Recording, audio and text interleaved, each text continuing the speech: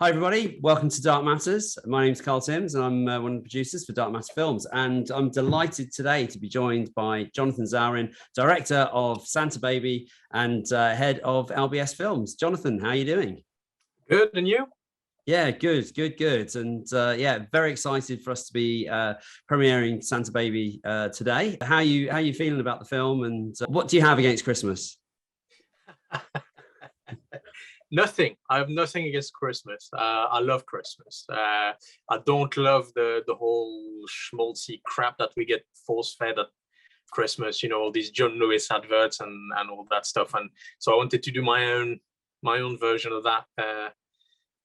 You know, which is what would happen. What would be the worst possible non-advert for Christmas I could possibly do? That was the idea of Santa Baby, really. And why? So why pick on Santa in particular? Is it because he's the symbol of all you detest about commercial Christmas? Yeah, I mean, you see Santa, right? You get Christmas.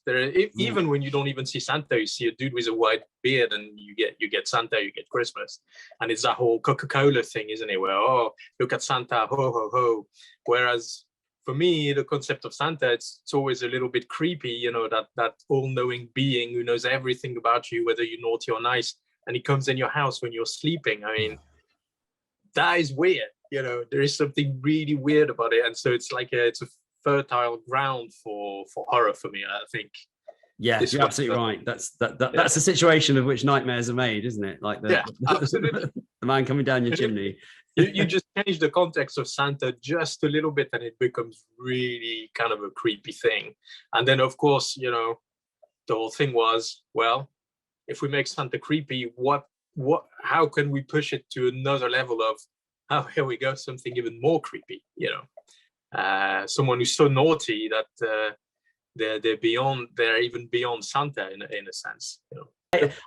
It made me wonder, kind of, when you were scripting this, what came first? Was it did the whole thing arrive fully formed, or did you kind of keep thinking, well, I've got Santa to this point, now I need to sort of push it even further? Or, you know, how did you script this?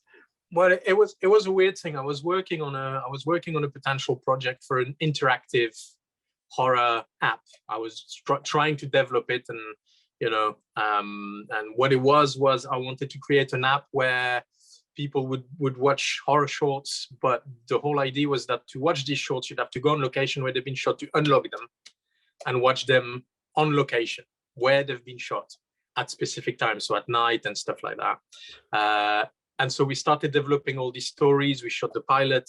And one of the story was about burglars who come into an old lady's house, and there's chains on the door, on one of the doors. And when they open it, they realize there's a giant man baby in there.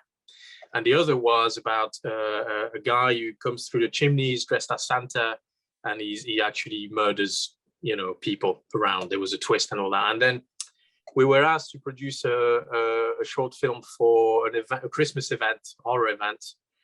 And I stood in the kitchen. I thought, okay, what am I going to come up with?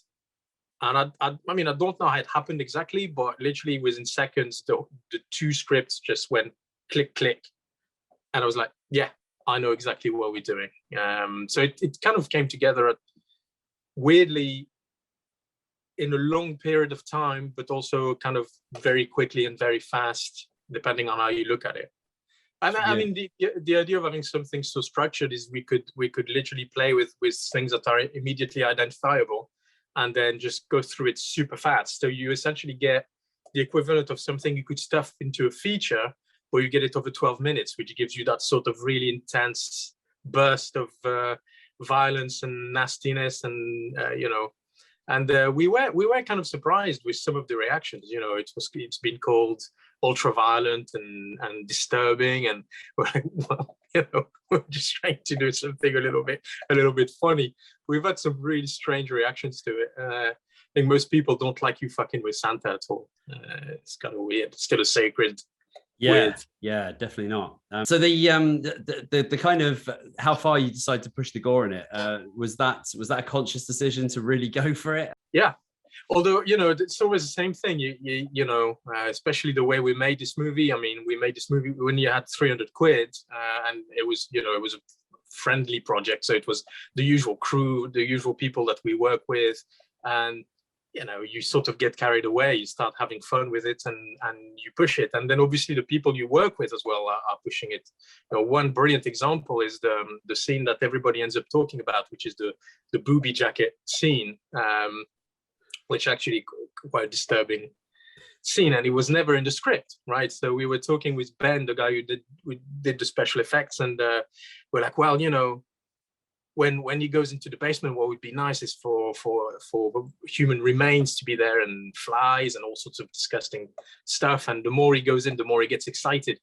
And so Ben started building all sorts of things, so feet, you know, heads, guts, all sorts of stuff we could hang. And then he came up with what was essentially a jacket made of human breasts.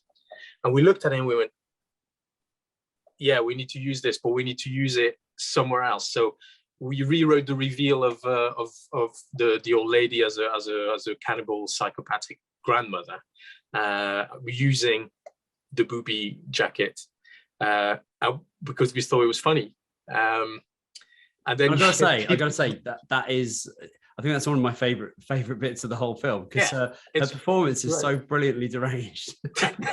So what was your relationship to Heather before this film? You know, and how did you coax that performance out of her?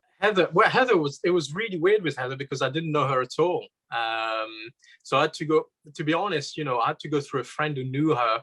So I was looking for an old lady who wouldn't mind the content. And I said to this guy, you know, explain to her, it's going to be quite graphic, it's going to be quite disturbing. Would she be up for it?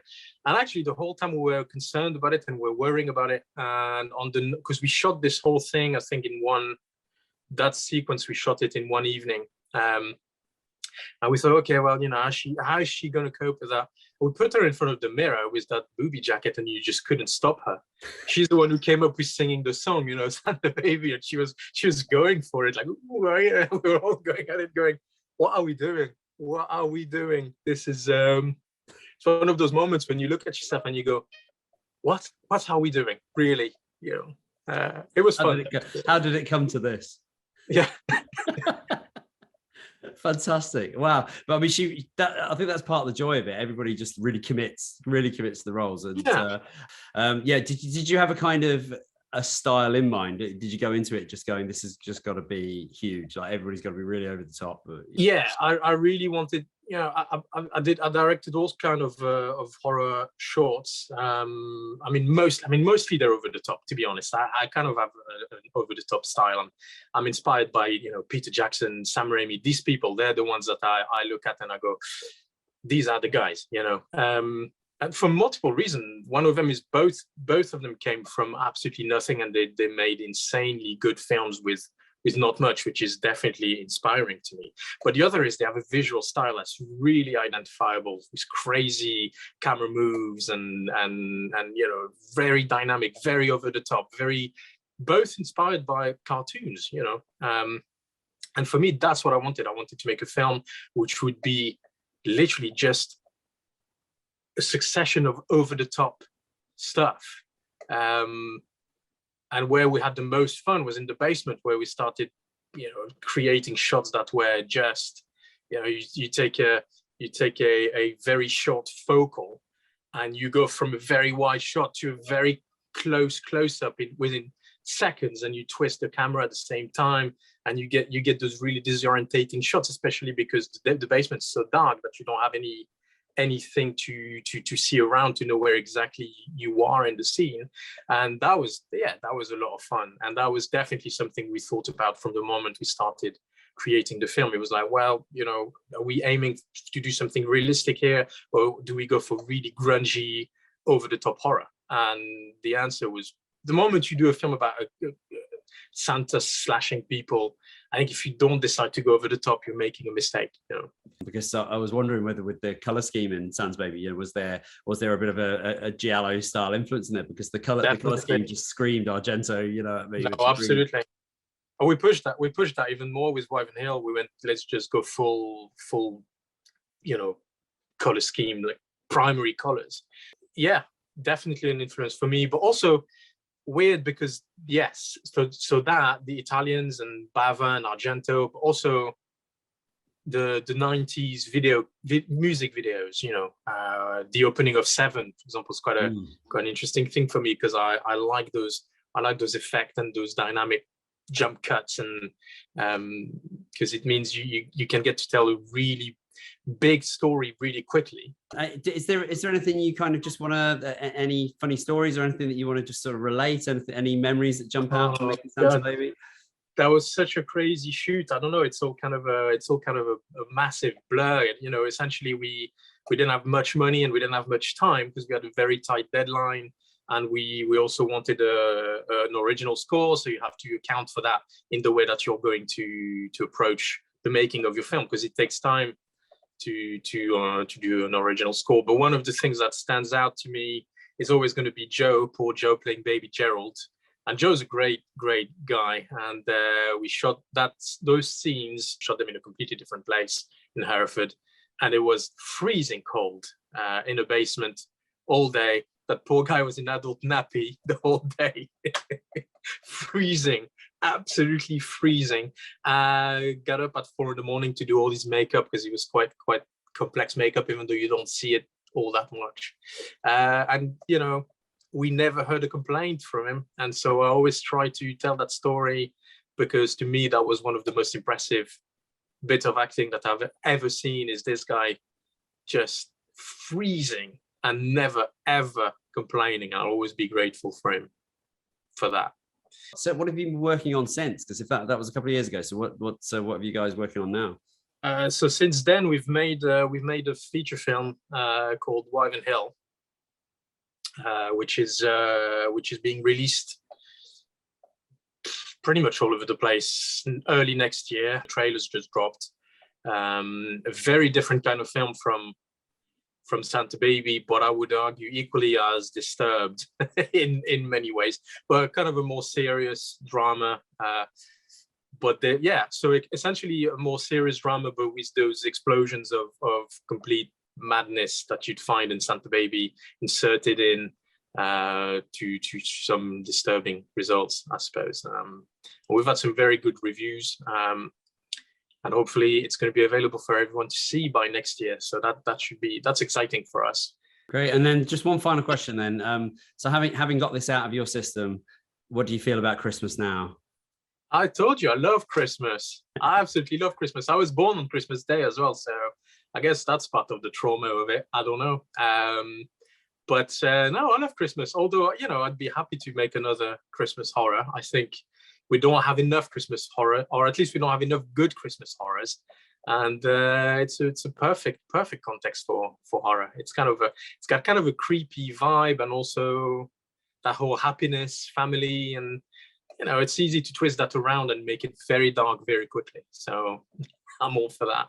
Well, thank you, Jonathan. It's been an absolute pleasure talking to you. Absolutely. And thank you for the opportunity and for showing Santa Baby. We really appreciate that. What an absolute pleasure it is to talk to another filmmaker who clearly has very similar tastes and probably the same disturbed mind as we do. So yeah, it's been a real pleasure. And thank you everybody for watching this video. Hope you enjoyed Santa Baby. Please let us know in the comments what you thought. Hope you enjoyed this Q&A. We'll be doing more of these. We're planning on releasing weekly content from January, new horror films, new Q&As throughout the year. So please come back, please subscribe, share these videos, and help us build a great platform for the best new dark horror out there. Thank you all.